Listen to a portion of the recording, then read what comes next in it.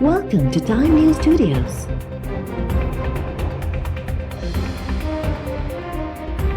You are watching 6 p.m. Bulletin. Media माने या ना माने, बड़े बड़े लोग माने या ना माने, इस सूबा में काम हुआ, ऐसे काम हुआ है जो कोई बुज़दार या इमरान खान इस किस्म का काम नहीं कर सकते। इस सूबा में बहुत से मसाइल हैं, लेकिन हम उन मसाइल को इग्नोर नहीं करते। अगर हमें अपना हक दिया जाता, आईनी हक दिया जाता, शेयर दिया जाता, तो आप देख लेते कि हम कैसे इससे भी बेहतर परफॉर्म कर देते। मगर उनको तना दिया जाता है, उनका किरदार कशी की जाती कि यार कुछ नहीं, हम किसी के कहने पे अपने जो ये आईनी हुकूक है इन पे सौदाबाजी नहीं करने को तैयार है। हम इनके लिए हुकूक छीन के लेंगे वफाक से, और हम ये ताना बर्दाश्त नहीं करेंगे कि गवर्नेंस में मसला है। गवर्नेंस में मसला रहेगा जब तक आप हुकूक नहीं। माजी में भी बहुत से ऐसे लोग आए थे जो समझते थे कि पाकिस्तान पीपल्स पार्टी को अब दीवार से लगा के अवाम के हक का हुकूक छीन सके। जिसने भी ये कोशिश की, तारीख ने उनके साथ इब्रतनाक जो काम किया वो तारीख ने किया। हमने तो कभी किसी के खिलाफ जो भी किया। कंहिंजे चवण ते आइनी हक़नि ते सौदेबाज़ी करण लाइ तयारु नाहियूं। वफ़ाक़ खां सूबनि जा मुआशी ऐं आइनी हक़ खसे रहंदासीं। जेसिताईं हक़ नथा मिलनि त तरक़ी न थियण जा ताना बर्दाश्त न कंदासीं। पीपल्स पार्टी चेयरमैन बिलावल भुट्टो ज़रदारी चयो आहे त केरु मञे या न मञे, सिंध में घणो कमु थियो आहे। अहिड़ा कम इमरान या बुज़दार नथो करे सघे।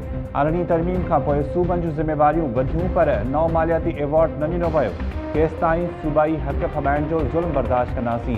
नए पाकिस्तान में अटो लटो ऐं अजो खसियो पियो वञे। पीपी चेयरमैन तरफ़ां सुप्रीम कोर्ट खे हद रखियूं हटाइण बाबति फ़ैसिले ते नज़रसानी जी अपील। बिलावल भुट्टो ज़रदारी चयो आहे त गुजर नाले ते माण्हू ख़ुशी सां नथा रहनि। बनी गाला खे घटि अघ ते रेगुलराइज़ कयो वियो। पीपल्स पार्टी अझ ड्राहींदी न पर ॾींदी आहे। कराची में शहीद बेनज़ीर भुट्टो जी सालगिरह तक़रीब खे ख़िताब दौरान बिलावल चयो त माज़ी में बि पीपल्स पार्टी खे भित सां लॻाइण जी कोशिशि कई वई। असां मुल्क बि ॿाहिरि न कढी, पर तारीख़ खे इबरतनाक सज़ा ॾिनी।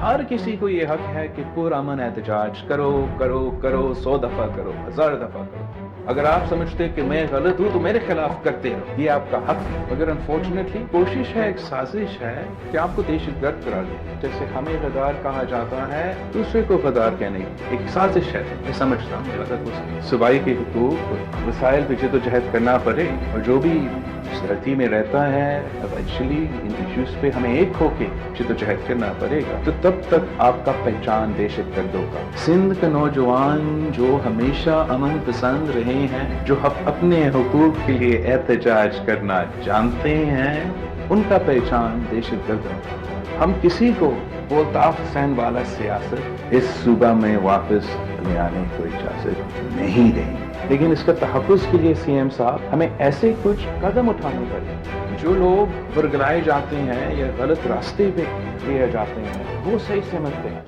जो जायज़ मुतालबात हैं उन पे और से देखना पड़ेगा कि किस तरीके से हम अपने अवाम को उनका हुकूक दिलवा सकते हैं, उनको सुकून दिलवा सकते हैं। आप इस सूबे के अवाम के नुमाइंदे हो, आपने उनके हुकूक का तहफ़्फ़ुज़ करना है।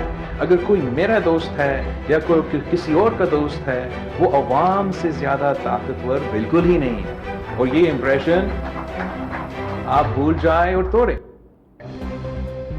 एहतजाज करण सभिनी जो हक़ आहे। 1000 भेरा एहतजाज करियो, पर कंहिंजी महिनत मिल्कियत खे नुक़सान न पहुचाइजो। हिक साज़िश तहत तव्हांखे दहशतगर्द इंतहा पसंद करार ॾिनो पियो वञे। सिंध में रहंदड़ असां सभिनी खे सूबाई हक़नि ऐं वसीलनि लाइ गॾिजी जदोजहद करणी पवंदी। सिंध जो पुरअमन नौजवान जदोजहद करणु ॼाणे थो। हिकु कोशिशि आहे त उन नौजवान जी सुञाणप दहशतगर्द वारी हुजे।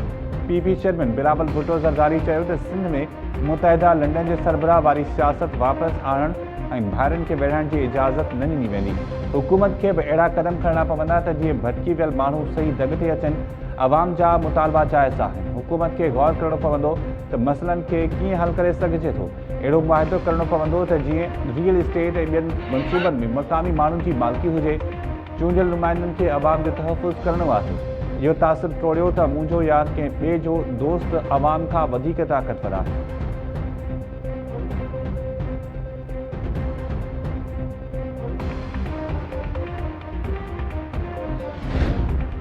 सिंधी वसननि ते वालारे कॉन्फ्रेंस क़यादत जी गिरफ़्तारियुनि ख़िलाफ़ सिंध एक्शन कमेटी जी अवामी राब्ता मुहिम जारी। जलाल महमूद शाह, डॉक्टर कादिर मक्सी, रियाज़ चांडियो जी अॻुवाणी में निकितल रैली ठठे ऐं सजावल खां थींदी खोरवा पहुची वई। शहरियुनि तरफ़ां काफ़िलनि जी गुलंदी बरखा सां आजियां। हैदराबाद में वकीलनि जो बहरिया टाउन इंतज़ामिया ख़िलाफ़ एहतजाजी मुज़ाहिरो। कॉन्फ्रेंस क़यादत ख़िलाफ़ दाख़िल केस ख़त्म करण जो मुतालबो।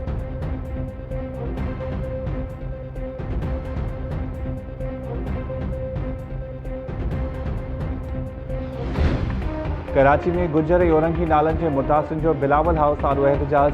पुलिस ऐं मुज़ाहिरीन में चकरियूं। पुलिस केतिरनि ई मुज़ाहिरीन खे गिरफ़्तार करे वरितो।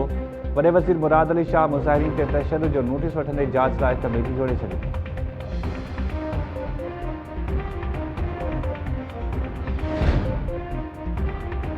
हैदराबाद के additional IG doctor Jameel Ahmed मथा करप्शन ऐं सरकारी मिल्कियतनि ते कब्ज़नि जा संगीन इल्ज़ाम। वज़ीर आज़म इमरान ख़ान जी सेक्रेटरी जो एस्टेब्लिशमेंट डिवीज़न के ख़त में जणायो पियो आहे त डॉक्टर जमील अहमद पंहिंजे हद जे ज़िलनि मां 15 खां 20 लख माहवार उगाड़े थो।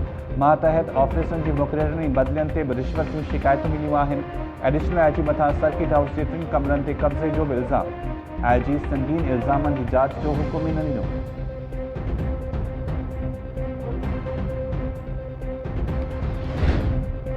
बलोचिस्तान असेंबली आॾो हंगामे वारे केस में नामज़द अपोजिशन लीडर सिकंदर मलिक समेत 16 मेंबर्स गिरफ़्तारी पेश करे छॾी। अपोजिशन जे 16 मेंबर्स बिजली रोड थाणे ते पहुची गिरफ़्तारियूं पेश कयूं। अपोजिशन लीडर सिकंदर मलिक चयो आहे त बिजली इजलास दौरान अपोजिशन मेंबर्स जी तज़लील कई वई। जाली सरकार जे ख़ात्मे ताईं एहतजाज जारी रहंदो। अख्तर लांगो तरफ़ां बि गिरफ़्तारी पेश करण जो ऐलान।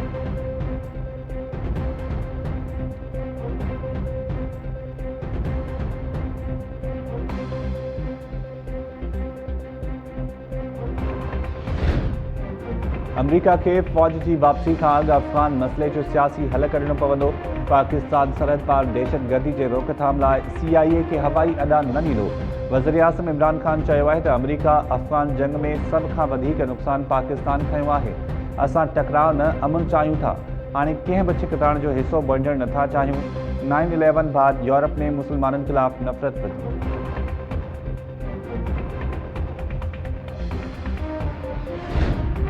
पश्तूनख्वा मिली अवामी पार्टी जो अॻूणो सेनेटर उस्मान काकड़ कराची जी खानगी अस्पताल में फौत। वारसन कत्ल जो इल्ज़ाम लगाए छॾियो। पुलिस उस्मान काकड़ जो मर्द पोस्टमार्टम लाइ आगा खान अस्पताल मुंतक़िल कयो।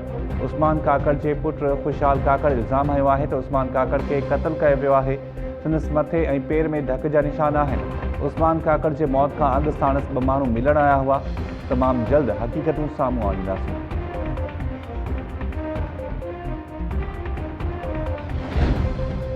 पीपल्स पार्टी के MNA कादिर मंदोखेल टॉक शो में चमाटण तां फिरदौस आशिक अवान ख़िलाफ़ अदालत सां राब्तो करे वरितो। कादिर मंदोखेल दरख़्वास्त में मौक़िफ़ अख़्तियार कयो आहे त टॉक शो में फिरदौस आशिक अवान मूंखे चमाट हई ऐं तशद्दुद कयो। वॾी मुश्किल सां जान बचाए निकितसि। पुलिस वाक़े जो केस दाख़िल करण खां इनकार करे रही आहे। अदालत केस दाख़िल करण जो हुकुम ॾे।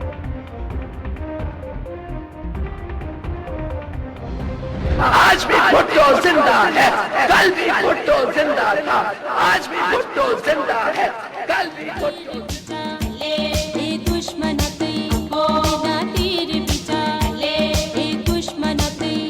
जब ये धरती पुकार रही है कि मैं खतरे में हूँ। वो लड़की लाल कलंदर थी, वो लड़की लाल कलंदर थी। तुम जिंदा होकर मुर्दा हो, वो मुर्दा होकर जिंदा है।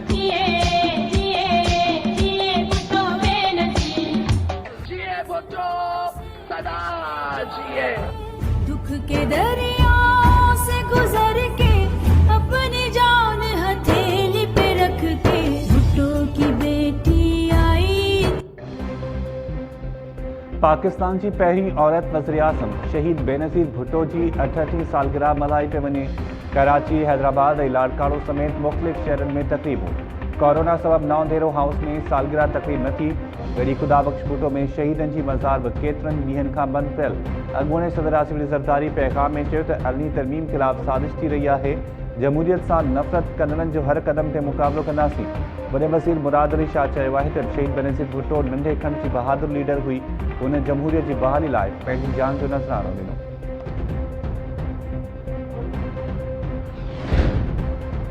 लाहौर की अदालत खुटाबी से बदफेली केस में गिरफ्तार मुफ्ती अजीज़ुर रहमान के 4 ॾींहनि जी जिस्मानी रिमांड से पुलिस हवाले करे छॾियो।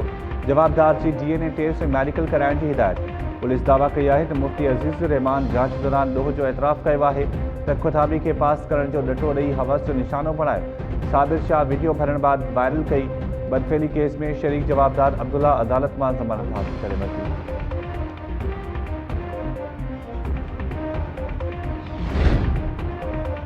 हैदराबाद की अदालत नींगरी के अगवा करे ज्यादती बाद साड़े कत्ल कंदड़ जवाबदार के जनमदीप ॾेई छॾी। जवाबदार मोला बख्श कैद सां गॾु 1 लाख रुपया दंड में भरींदो। 2004 में फुलेरी वारे इलाइक़े में जवाबदार 7 वरनि जी आसफा मकरानी के अगवा करे ज्यादती बाद कत्ल कयो ऐं लाश कचरा कुंडी में साड़े छॾियो। इन छोकरे खिलाफ़ कार्रवाई कई वेंदी। इन्वेस्टिगेशन कयूं था। जेतिरो भी तव्हांजो मतिलबु असांजी हेल्प थींदी उहा कंदा। छोकिरे ते जेका भी FIR थींदी उहा कंदा। SSP साहब मां मुतमइन आहियां त उहो असांजी इंक्वायरी कंदा। जी FIR जे लाइ चई छॾियो आहे। उहो FIR जे लाइ न बसि छोकिरे जी डेटा वग़ैरह कढी करे उन्हनि खे इन्वेस्टिगेट करे घुराईंदा। मुंहिंजो मुतालबो इहो ई आहे त बसि SSP साहब FIR कटे ऐं उन्हनि खे जेको आहे फौरी गिरफ़्तारी उन्हनि जी कई वञे। ज़ाइदा जतोई एहसान जतोई ऐं उन्हनि जा जेके मामा ऐं चाचा आहिनि उन्हनि ते बि FIR कई वञे।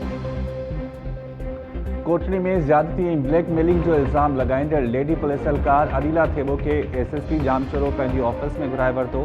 मुतासिर एहलकार जी भेण सना थेबो पारां जांच ऑफिसर DSP शबीर सरकीअ ते दबाव विझण जो इल्ज़ाम।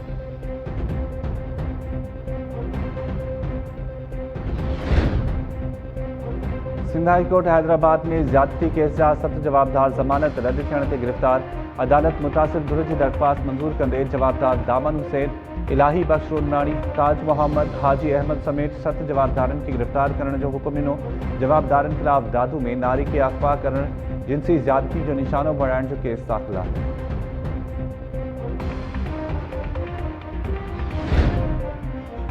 बाड्रा में दोस्ती रखण का इनकार थे मां संदस धीअ मथां तेज़ाब सां हमले की तस्दीक। मेडिकल मूजिब औरत हाकिमज़ादी संदस 10 वरनि जी धीअ सलमा शाहानी मथां तेज़ाब हमलो कयो वियो। पुलिस जो चवणु आहे त मेडिकल रिपोर्ट मिलण बाद कार्रवाई अॻिते वधाई वेंदी।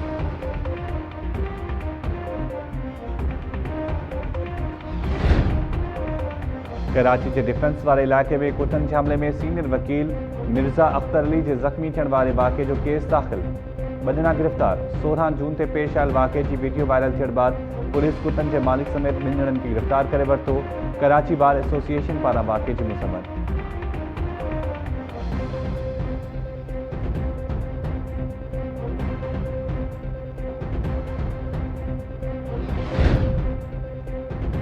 कश्मीर पुलिस पारां मुक़ाबले दौरान पंजाब वासी 3 फनकारनि के बाज़ियाब कराइण जी दावा। पुलिस मूजिब कच्चे में कार्रवाई कई त धाड़ेल मुक़विन के छॾे फरार थी विया। बाज़ियाब थियलनि में ज़ाकिर अली, साजिद अली ऐं आसिफ अली शामिल। पुलिस जो चवणु आहे त पंजाब वासी फनकारनि खे ॻाइण बहाने घुराए अगवा कयो वियो।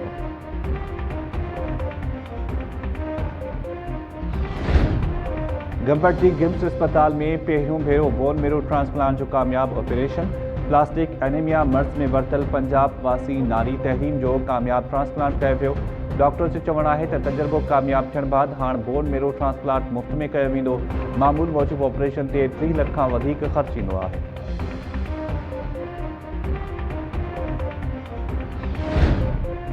रोहिड़ी भरिसां हियांव ॾारींदड़ हादसो। रेलवे ट्रैक ते रांदि खेॾंदड़ ॿारनि मथां ट्रेन चढ़ी वई। 2 मासूम ॿाहिरि चिभाड़जी फौत। 2 ज़ख़्मी। मंडोदेरो रेलवे स्टेशन भरिसां हादसो पेश आयो। फौतनि में 10 वरनि जो फताह चौहान ऐं 12 वरनि जो हकीम शामिल। सनाउल्ला ऐं अरबाब ज़ख़्मी थी पिया। पुलिस मूजिब मालगाड़ी जे टक्कर में ॿारड़ा फौत थिया। ज़ख़्मियुनि खे अस्पताल मुंतक़िल कयो वियो आहे। फौतनि जा मड़ घर पहुचण ते कोराम मची वियो।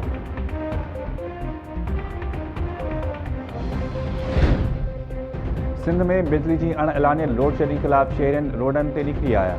एहतजाजी मुज़ाहिरा ऐं धरणा। चक में बिजली की अणएलानियल लोड शेडिंग खिलाफ़ छतरबंद हड़ताल बाद शहरियुनि जो धरणो। मलीर जे हुसन पावर, शफ़ीगोट ऐं पिपरी में बिजली की लोड शेडिंग खिलाफ़ शहरियुनि जो एहतजाज। सखर, दात लखारी ऐं ॿियनि शहरनि में भी शहरी सरापा एहतजाज पिणल। शहरियुनि जो चवणु आहे त बिजली की अणएलानियल लोड शेडिंग सबबि जीअण तंग थी वियो आहे। नोटिस वरितो वञे।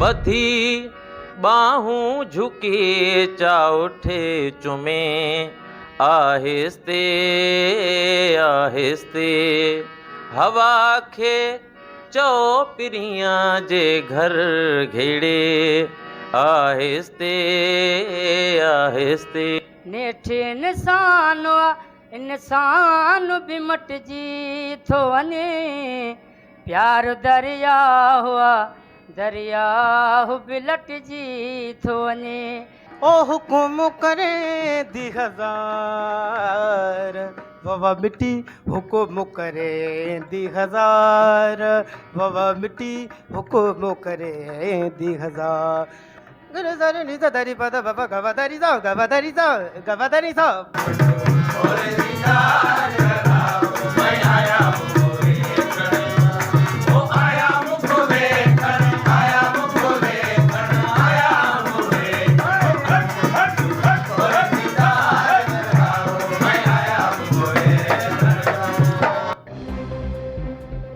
मौसीकी रूह जी ग़िज़ा है। मौसीकी इज़हार जो एक अड़ो खूबसूरत अंदाज़ है जेको लफ़्ज़न में बयान नथो करे सके। सिंध सूदो सॼी दुनिया में मौसीकी जो आलमी ॾींहुं मल्हाए पियो वञे। वार में तक़रीर दौरान फ़नकारनि सुर विखेरे ख़ूब दाद माणियो। फ़नकारनि तरफ़ां मौसीकी ज़रिए अमन प्यार जी प्रचार जारी रखण जो असमझा है।